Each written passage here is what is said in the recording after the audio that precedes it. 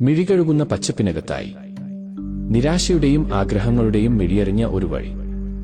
അവിടെ അവന്റെ സാന്നിധ്യം മാത്രം. കൊട്ടിയൂർ മഹാദേവൻ. വൈശാഖ മാസത്തിലെ വിശുദ്ധ പ്രഭാതത്തിൽ ആരംഭിക്കുന്ന ഈ മഹോത്സവം കാടിന്റെ തണുപ്പിലും പുഴയുടെ സംഗീതത്തിലും പടർന്നു നിൽക്കുന്ന ഒരു ആത്മീയയാത്രയാണ്. 2025 കൊട്ടിയൂർ ഉത്സവം ജൂൺ 8 ആരംഭിച്ച് ജൂലൈ 4 സമാപിക്കും. ആദ്യ ദിനം നെയ്യാട്ടം. അതാണ് ഉത്സവത്തിന്റെ തുടക്കം. മൂലശക്തിക്ക് നേരെയുള്ള ആദ്യ പൂർവോപചാരം. അടുത്ത ദിവസം ഭണ്ഡാര എഴുന്നള്ളിപ്പ്. മണത്തല മുത്തിരേരിക്കാവിൽ നിന്നുള്ള ആചാരികൾ തിരുവാഭരണങ്ങൾ വനംകവിയുന്ന പാതയിലൂടെ അകത്തേക്ക്. അത് ഒരു ദർശനമല്ല, ഒരു ഓർമ്മയാത്രയാണ്. അതിനുശേഷം ഇളനീർ വഴിപാടുകൾ. പതിനായിരങ്ങൾ ചേർന്ന് കാത്തിരിക്കുന്ന ഒരു നിമിഷം.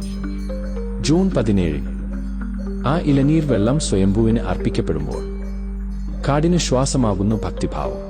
ജൂൺ 10 മുതൽ ജൂൺ 30 വരെ സ്ത്രീകൾക്ക് അകത്തെ യാഗശാലയിലേക്ക് പ്രവേശനം അനുവദിക്കുന്നു. വിശ്വാസം ഇവിടെ ലിംഗഭേദം തള്ളിക്കളയുന്നു. ആരാധനയുടെ ശുദ്ധതയിൽ സ്ത്രീയും പുരുഷനും ഒരേ നിലയിൽ നിന്നുകൊണ്ടാണ് വാഴുന്നത്. ജൂലൈ 1 മുതൽ വീണ്ടും ആ താന്ത്രിക മൗനം വീണ്ടെടുക്കുന്നു. സ്ത്രീകളുടെ പ്രവേശനം നിശ്ചിതമായ കാലപരിധിക്ക് ശേഷം നിരോധിക്കപ്പെടുന്നു. രോഹിണി ആരാധന ദിവസത്തിൽ വിഷ്ണു ശിവനെ ആശ്വസിപ്പിക്കുന്ന ആ ആലിംഗനം.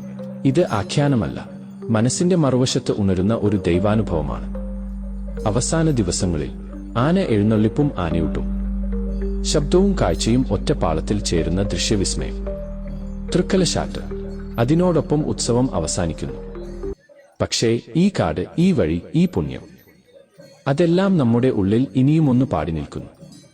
കൊട്ടിയൂർ ഒരു ഉത്സവം മാത്രമല്ല, ഒരു വിശ്വാസത്തിന്റെ തുടിപ്പാണ്.